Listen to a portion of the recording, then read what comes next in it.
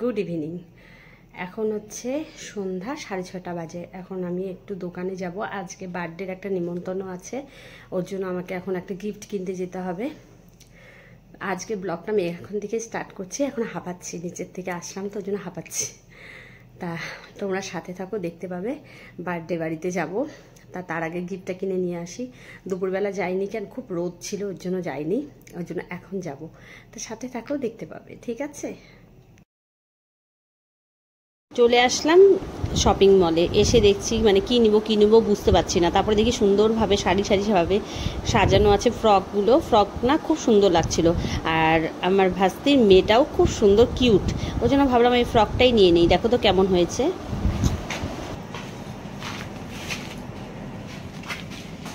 আমি এখন বার্থডে বাড়িতে যাচ্ছি, মেয়ে তো আগেই চলে গেছে, আমার বর যাবে না, আমি এখন যাচ্ছি।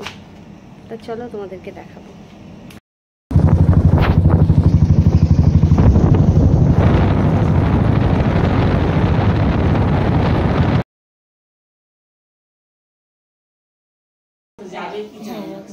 চলে এসেছি আমি একটা ভাস্তির বাড়িতে, আর এই ভাস্তির বাড়ির হচ্ছে ভাস্তির মেয়ের হচ্ছে আজকে বার্থডে, আর এই বার্থডে পার্টিতেই এসেছি।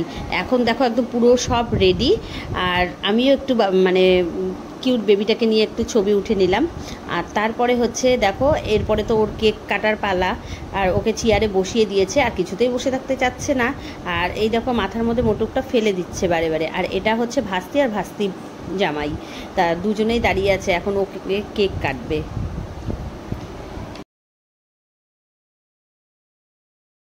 মাথায় তো মোটকটা রাখছেও না, আর সবাইকে আবার তাকিয়ে তাকিয়ে দেখছেও, বেশ ভালোই লাগছিল দুষ্টুমিগুলো দেখতে।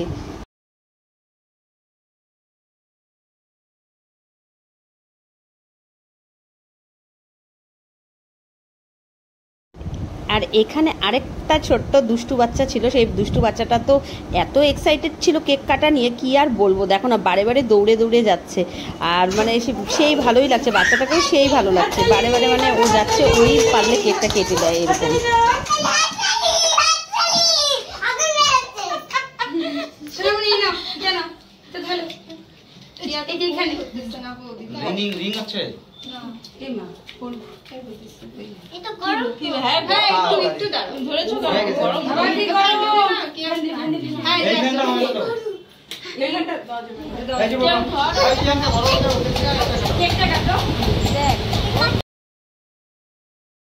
তাড়াতাড়ি করে কেকটা কেটে নিচ্ছে, তার কারণ পরে হয়তো বসে থাকতেই চাইবে না, এই জন্য তাড়াতাড়ি করে ওর মা আর বাবা মিলে দুজনে মিলে কেকটা কেটে নিচ্ছে। আর বেশ ওর বার্থডেতে গিয়ে খুব মজা হয়েছিল, আর কিন্তু প্রচণ্ড গরমও ছিল গো, আর এত গরম লাগছিল না ওখানে, মানে দাঁড়িয়ে থাকতে একদম ঘেমে যাচ্ছিলাম। আর এই দেখো কিউট বেবিটা এখন সুন্দরভাবে কেক কাটছে, কি সুন্দর। তারপরে ওর কেক কাটা শেষ হলো, আর আমরা খাওয়া দাওয়া করে বাড়িতে চলে আসলাম, তখন অনেকটাই রাত্রি হয়ে গেছে। মিক্সু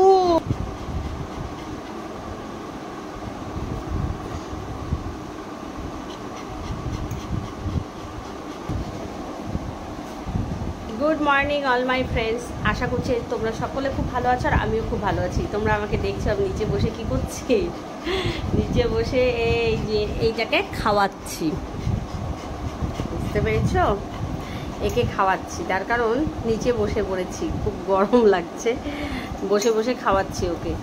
তা তোমরা ভালো থেকো। আজকে হচ্ছে হ্যাপি রক্ষা বন্ধন, মানে রাখি বন্ধন। তা তোমাদের সাথে আমি পরে আসছি, আবার দেখা হবে। আজকে যেহেতু রাখি পূর্ণিমা, সেহেতু আমাদের বাড়িতে তো পূর্ণিমাতে পুজো হয়ই, প্রত্যেকটা পূর্ণিমাতে প্রত্যেক মাসে হয়, তার জন্য দেখো পুজোর জোগাড় শুরু করে দিয়েছি। আর আজকে পুরো কাজের চাপ আছে, পুজো যে কখন শেষ হবে জানি না, তার মধ্যে আজকে আবার ঠাকুরকে একটু মানে মিষ্টান্ন, লুচি মিষ্টান্ন দিয়ে ভোগ দিবে, যার জন্য হচ্ছে তোমার অনেকটা সময় লাগবে। এদিকে পুরোহিত মশাই চলেও এসেছে পুজো করতে, আর এদিকে পুজো শুরু হয়ে গেছে।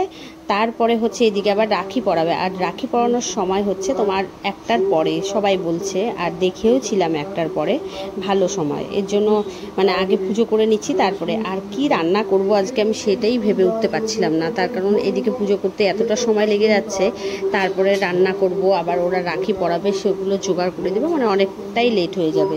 তার জন্য দেখি কি করা যায়, এখনও তো রান্নাঘরে যাইনি, পুজোর ঘরেই আছি। আজকে রাখি পরানোর অনুষ্ঠানটা শুরু করলো ম্যাক্সকে দিয়ে। ম্যাক্সকেই সবার আগে প্রথমে বেঁধে দিল, আর ম্যাক্সও বুঝছেই না ওগুলোকে, মানে 5 মিনিটও হয়তো লাগবে না, ওটাকে ছিঁড়ে ফেলবে, তাও ওকে পরিয়েই দিচ্ছে।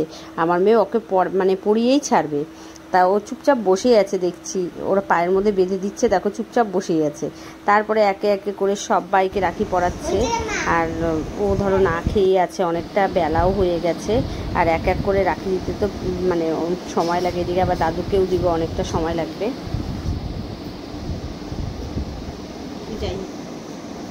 সকাল থেকে এক্সাইটেড হয়ে আছে কখন হচ্ছে রাখি পরাবে সবাইকে, আর তারপরে তো একদম আমার মাথাটা শেষ করে দিচ্ছে, মা কখন রাখি পরাবো, কখন রাখি পরাবো। আজকে ঘুম থেকে ডাকতেও হয়নি, একাই উঠে গেছে, একদম সকাল সকালই উঠে গেছে আর রাখি পরানোর জন্য। তারপরে এক এক করে সব দাদাদের, ও দাদা ভাই সবাইকে পরিয়ে দিচ্ছে। তারপরে পরানোর পরে ও আবার ওর দাদুর বাড়ি যাবে, দাদুকে পরিয়ে দিবে রাখি। পাবি না, দাও মা বাইন্দা দাও দলে। ঢুকতেছে না কেন আম্মা?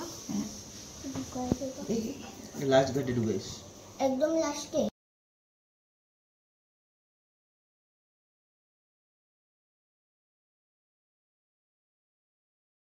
আর দেখো বাইরের ওয়েদারটা এত সুন্দর লাগছে, যেমন হাওয়া চালিয়েছে সেরকম আবার আকাশটাও দেখতে খুব সুন্দর লাগছে, বেশ ভালোই লাগছিল দেখতে।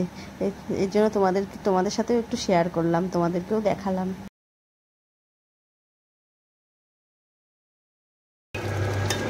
আজকে আমার রান্নাঘরে আস্তে আস্তে অনেকটা টাইম মানে লেট হয়ে গেছে, তার জন্য দেখো না পরে খিচুড়ি বসিয়ে দিলাম। আর কি করবো ভাবতে ভাবতে অনেকটা টাইম কেটে গেল, তারপরে না খিচুড়ি বসিয়ে দিই, তারপরে খিচুড়িটা করে ফেললাম তাড়াতাড়ি করে। আর তারপরে দেখো রাত্রিবেলা চলে এসেছি বাড়িতে, জানেই না আমি এসেছি, ওদেরকে সারপ্রাইজ দেওয়ার জন্য। এরকম সারপ্রাইজ দিচ্ছি যে আমার দিকে তাকিয়েই দেখছে না যে আমি এসেছি, মানে ভাবতেই পারিনি আমি রাত্রিবেলা এসেছি যে ওদের সাথে দেখা করতে। জানে আসবো, কিন্তু তাও যে এত তাড়াতাড়ি চলে আসবো সেটা ভাবতেই পারিনি।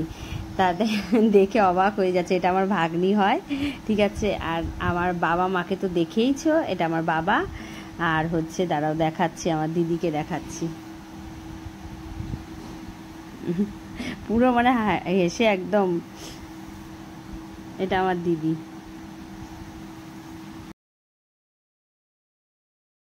আর আমার ভাগ্নি এই দেখো ওকে রাখি পরিয়ে দিচ্ছে। আর তোমার হচ্ছে ভালোই হয়েছে, আজকের দিনটাতে এসেছে, রাখিও পরানো হয়ে গেল। আর এইদিকে আবার আমার ভাগ্নি আবার আমার বাবাকেও পরিয়ে দিবে। আর আমার ভাগনা তো আসেইনি, ভাগনা তো বাইরে থাকে, ভাগনা আসেইনি। আর এটা হচ্ছে আমার জামাইবাবু, দাঁড়াও এই যে জামাইবাবুকে দেখাচ্ছি, জামাইবাবু ক্যামেরার সামনে তো আসেই না, আজকে জোর করে ক্যামেরার সামনে নিয়ে এসেছি।